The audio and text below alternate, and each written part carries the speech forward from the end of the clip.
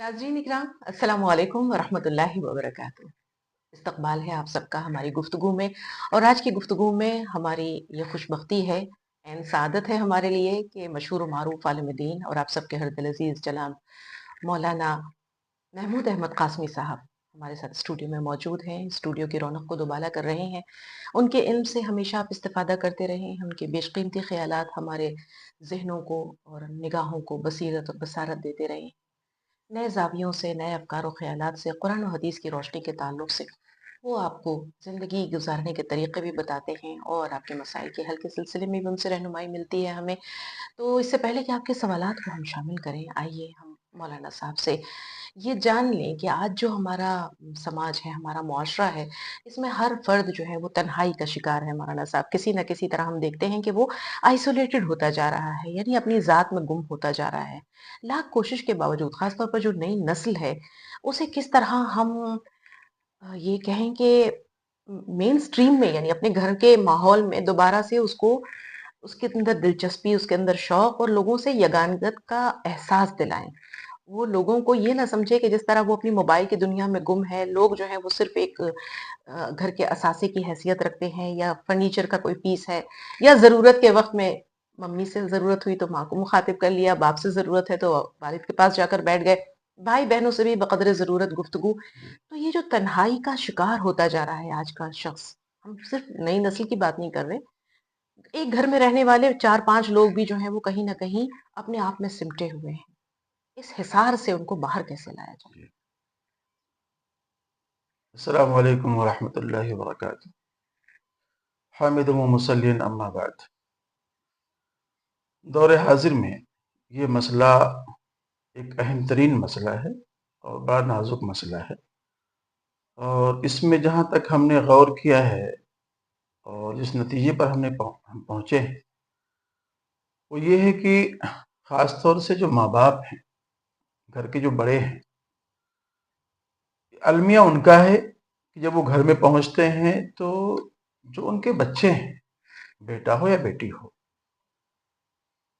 उनमें फासला और दूरी इतना है कि उनको लेकर के बैठने की कोशिश नहीं करते, उनके ज़रूरियात को जानने की कोशिश नहीं करते हैं, उनके तालीमी मसाइल को जानने की कोशिश नहीं करते हैं कि आप कॉलेज गए थे तो आपने क्या पढ़ा है, क्या लिखा है। छोटा बच्चा है, स्कूल गया था तो क्या पढ़ा, क्या लिखा, क्या स्कूल का काम है उसका। तो हम खुद अपने बच्चों को टाइम नहीं देते हैं, हाँ, बिल्कुल। उनके साथ में उठते बैठते नहीं। मैं अक्सर ये कहा करता हूँ कि अपने बच्चों को बच्चों की हैसियत से रखें, लेकिन आप उन बच्चों को अपना दोस्त भी बनाएं, बेशक। अपने करीब करें। हमें सोचते हैं कि जनाब बच्चों को डराएंगे, धमकाएंगे तो बड़े मोती और फरमाबरदार हो हुँ, हुँ। जाएंगे। ऐसा नहीं है। बच्चे इतना डर जाते हैं, इतना सहम जाते हैं कि अपनी जायज़ ज़रूरियात और अपने जायज़ मुतालबात और जायज़ बातों को भी अपने माँ बाप से नहीं कह पाते हैं। यहाँ तक कि उनके जो जज्बे होते हैं, उनकी बातें होती हैं, वो सीने ही में दफन होकर रह जाती हैं। और फिर वो अपनी बातों को शेयर करते हैं अपने दोस्तों के साथ में, हाँ, बाहर शेयर करते हैं, लोगों के साथ में शेयर करते हैं। अब जब अपने दोस्त के साथ में वो शेयर करेगा और वो दोस्त हमदर्दी जाहिर करेगा, तो जाहिर सी बात है वो दोस्त उसको अपना करीब समझेगा, हुँ, हुँ। अपना करीब समझेगा, अपना हमनवा समझेगा और कहीं न कहीं अपने माँ-बाप को अपना बदख्वाह समझेगा, अपने से दूर समझेगा। तो अगर हम अपने बच्चों को सही निहज पर लाना चाहते हैं, तो इससे कि वो बाहर जाकर के अपना कोई खैर ख्वाह तलाश करे, अपना दोस्त तलाश करे, हमनवा तलाश करे। उसको अपने घर में हमनवा तलाश करने के लिए अपने आप को बच्चों से करीब करने की ज़रूरत है। बिल्कुल मौलाना साहब, और हम ये देखते हैं कि बाहर हो सकता है उसे खैर-ख़्वाह ना मिले, जी, कोई बदख़्वाह मिल जाए। जी, अगर यही खैर-ख़्वाह वो घर में तलाश कर ले, कोई ऐसा हमदर्द, एक ऐसा मुनिस व गमख़ार, कोई ऐसा कांधा जिस पर सर रख के वो अपना दुःख दर्द बयान कर सके, अपने गमों का मदावा कर सके, तो इससे अच्छी बात क्या हो जी, सकती है? आइए सवालात शामिल करते हैं अगर आपकी इजाज़त हो। जी, जी, लखनऊ से खुशबू सवाल करती हैं कि मेरा बेटा, ये हमारे मौजू से मुताल्लिक है, जी, कि मेरा बेटा अपने कमरे में तन्हा रहता है, किसी से घुलता मिलता नहीं, बातचीत नहीं करता, काम पर भी उसका दिल नहीं लगता, किसी लड़की से फोन पर बातें करता रहता है। कोई ऐसा वजीफा बताइए जिससे वो सुधर जाए और पहले की तरह नॉर्मल हो जाए। जी। बताइए। دیکھیے وظیفے کی تو جہاں تک ضرورت ہے وظیفہ کریں ہی کریں، لیکن پہلے جو میں نے بات کہی ہے اس بات پر بھی عمل کرنے کی ضرورت ہے۔ اپنے بچوں کو خود سے قریب کریں، بچہ کیا چاہتا ہے، اس کی سوچ کیا ہے، اس کی فکر کیا ہے، اس کو جاننے کی بھی بہت زیادہ ضرورت ہے۔ اس کے لیے ایک بہترین وظیفہ میں بتلایا کرتا ہوں، ربنا هب لنا من ازواجنا وذرياتنا قرة اعین وجعلنا للمتقین اماما۔ قرآن کریم کی آیت ہے، یہ بزرگوں کا معمول رہا ہے اور خود یہ ہمارا بھی معمول ہے۔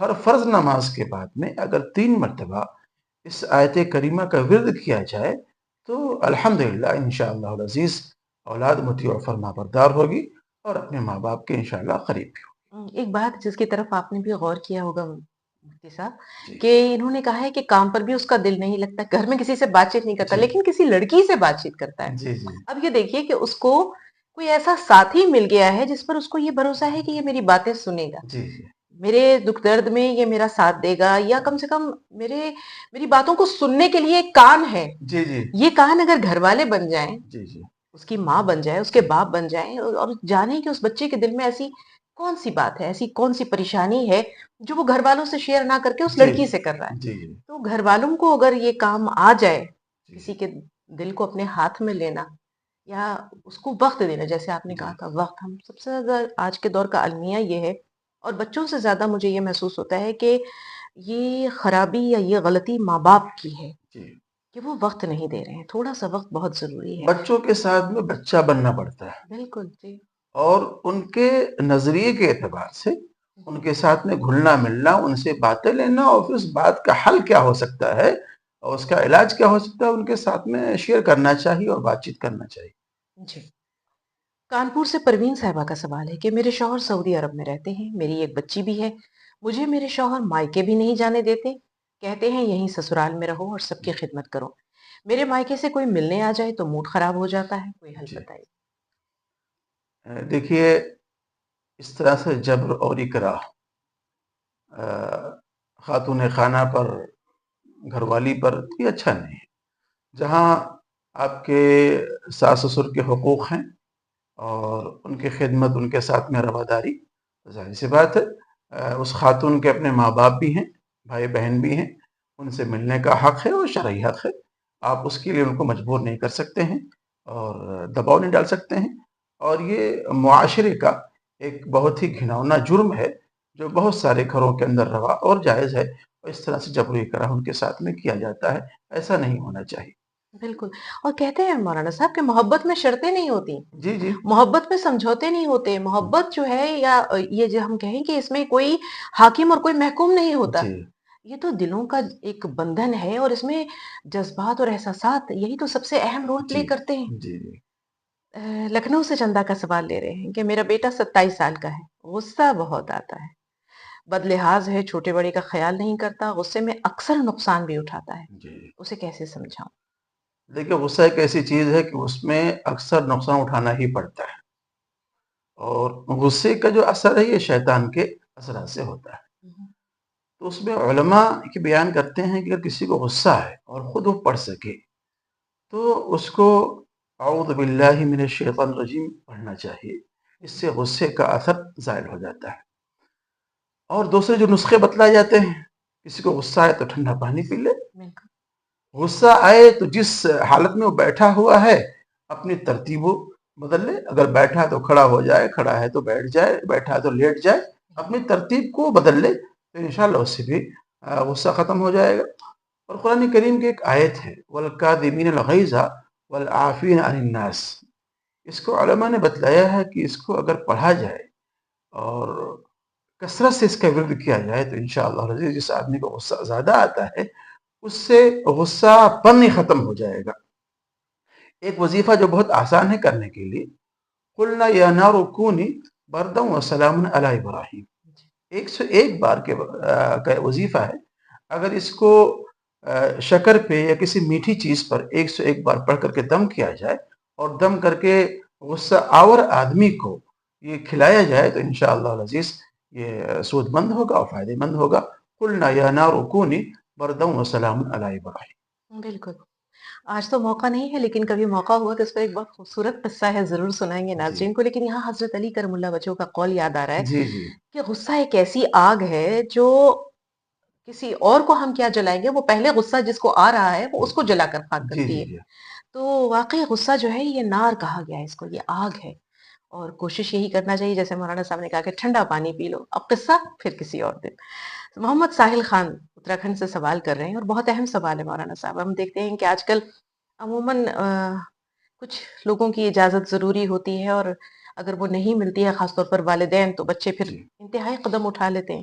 تو ان کا سوال یہ ہے کہ کیا نکاح کرنے کے لیے والدہ کی اجازت ضروری ہے یا نہیں؟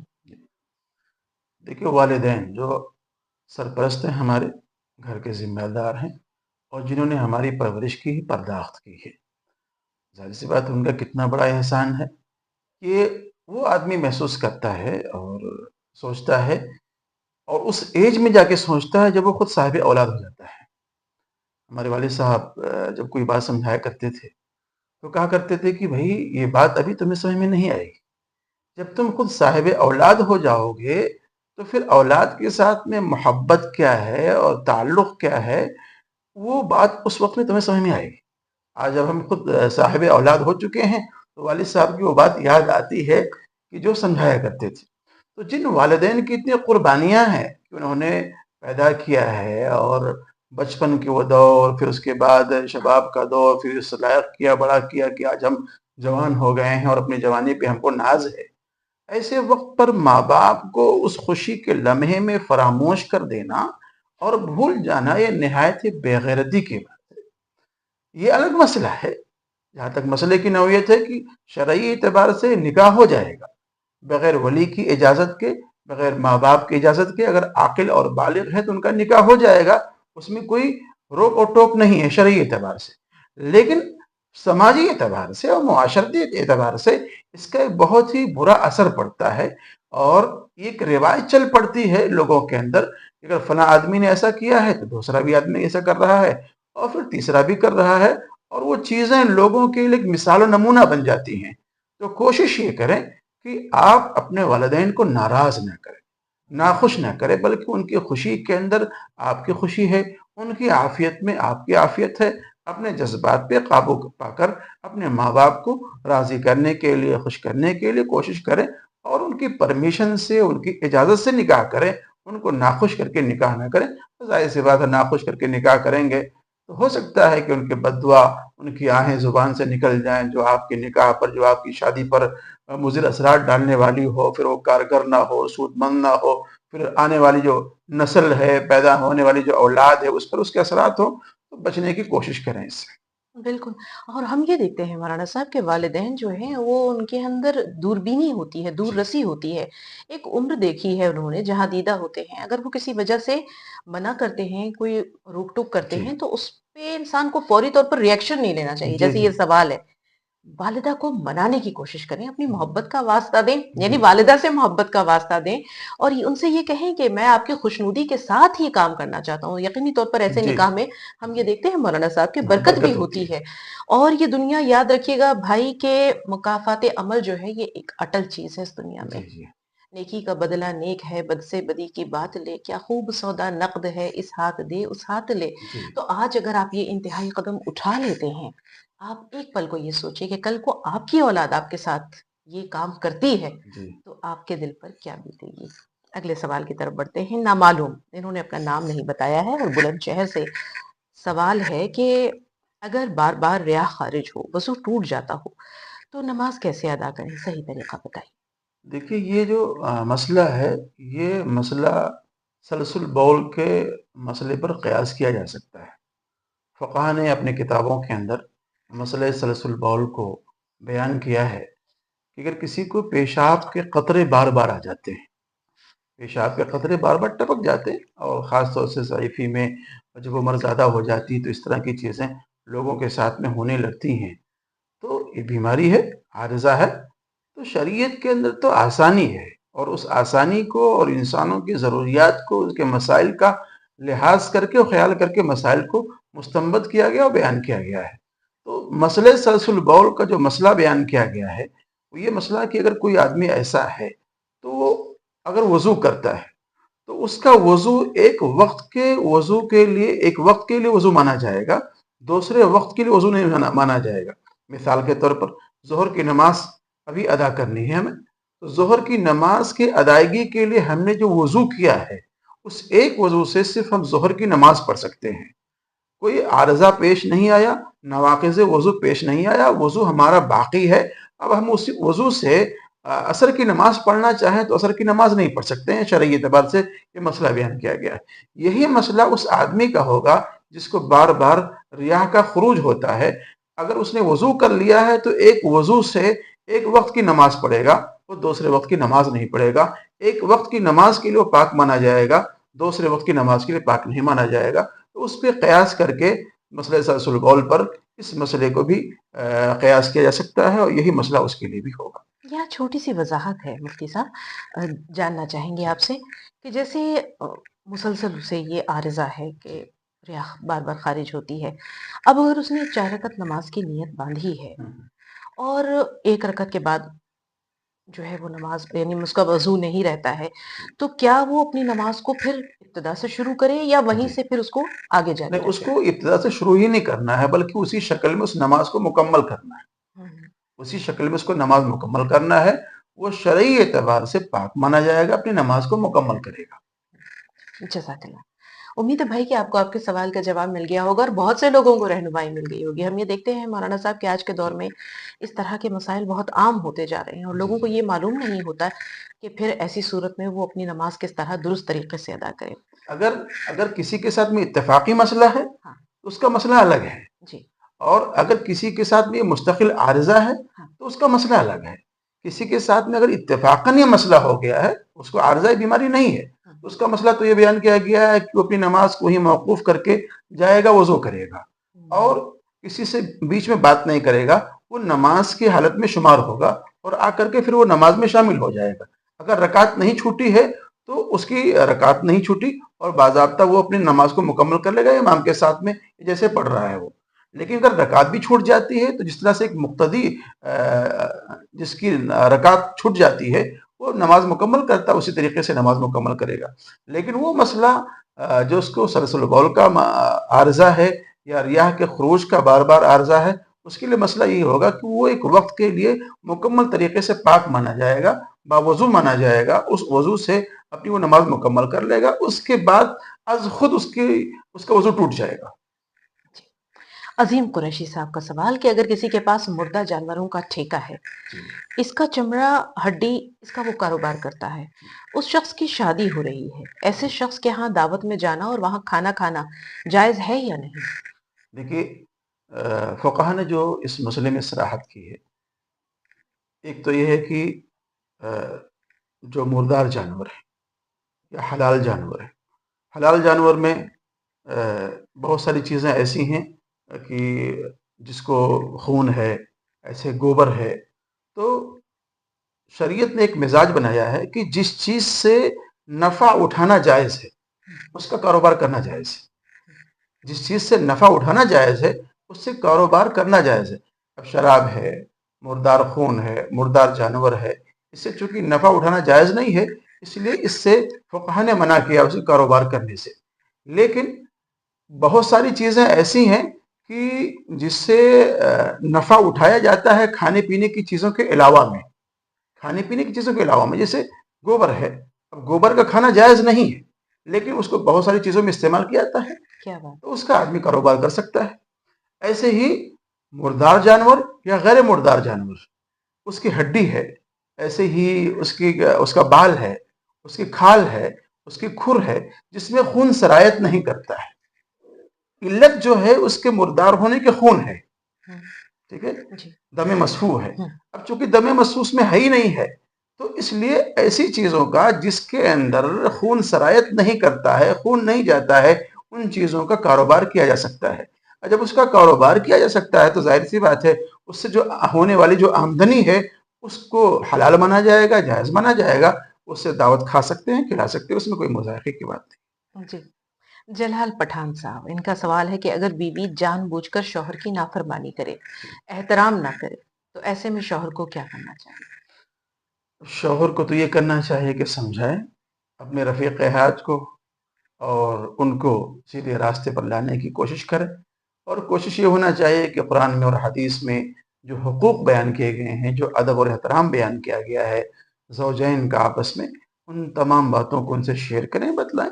اور حدیث پاک میں جو وعید ہے، جو لعنت ہے اس خاتون پر جو اپنے شوہر کی اطاعت نہیں کرتی ہے، اس کو بیان کریں، اس طرح سے ان کو راہ راست پر لانے کی کوشش کریں۔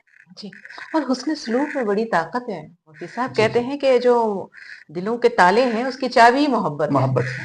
تو اگر ایک طرف سے نافرمانی ہو رہی ہے، بدسلوکی ہو رہی ہے، تو اگر مسلسل اس چیز کو تھوڑی دیر کے لیے نظر انداز کرتے جی ہوئے نفرت کا جواب محبت سے دیا جائے، نافرمانی کا جواب احترام سے دیا جائے، جی تو وہ بھی تو خدا کی بندی ہے، دل رکھتی ہے اپنے سینے میں۔ اور جب وہ مسلسل آپ کا حسن سلوک دیکھے گی نا، آپ کی مہربانیاں دیکھے گی، تو کہیں نہ کہیں اس پر اثر ہوگا، اور ایک دن آئے گا کہ وہ انشاءاللہ مطیع اور فرما بردار ہو جائے گی۔ واقعات تو ہمارے پاس بے شمار ہیں، جی جی لیکن چونکہ سوالات اتنے ہیں لہٰذا واقعات کا یا اس طرح کے قصے کہانیوں کا وقت کم ملتا ہے۔ کمال پاشا صاحب کا سوال لے رہے ہیں، کرناٹک سے سوال کیا ہے کہ میرے ہاں نواسی پیدا ہوئی ہے اور اس کا نام میں نے مدیحہ رکھا ہے، جی، یہ نام صحیح ہے یا اسے بدل دینا چاہیے؟ دیکھیے نام ماشاءاللہ عمدہ ہے، بہتر ہے، اور نام کے بدلنے کی کوئی ضرورت نہیں ہے۔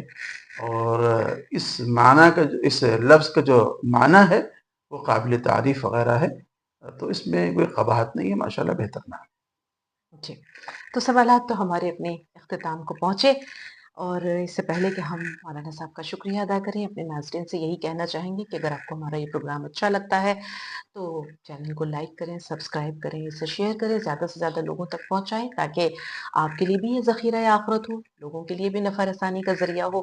اور اگر آپ کے پاس بھی کوئی سوال ہے تو آپ ہمیں نیچے دیے ہوئے نمبر پر، واٹس ایپ نمبر پر اپنے سوالات ارسال کر سکتے ہیں، اور بہت جلد انشاءاللہ ہم کوشش کریں گے کہ لائیو اس طرح کے پروگرام ہو جس میں آپ کی براہ راست شمولیت بھی ہو سکے۔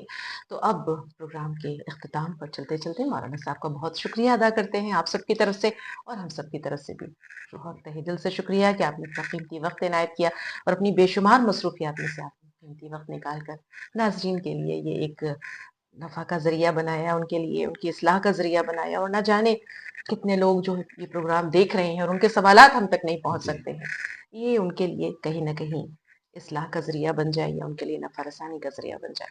تو بہت بہت شکریہ مولانا صاحب، اور شکریہ۔ آپ کے شکریہ کے ساتھ ناظرین سے بھی اجازت لیتے ہیں، اگلے ایپیسوڈ میں پھر ملاقات ہوگی، تب تک کے لیے اجازت دیجیے۔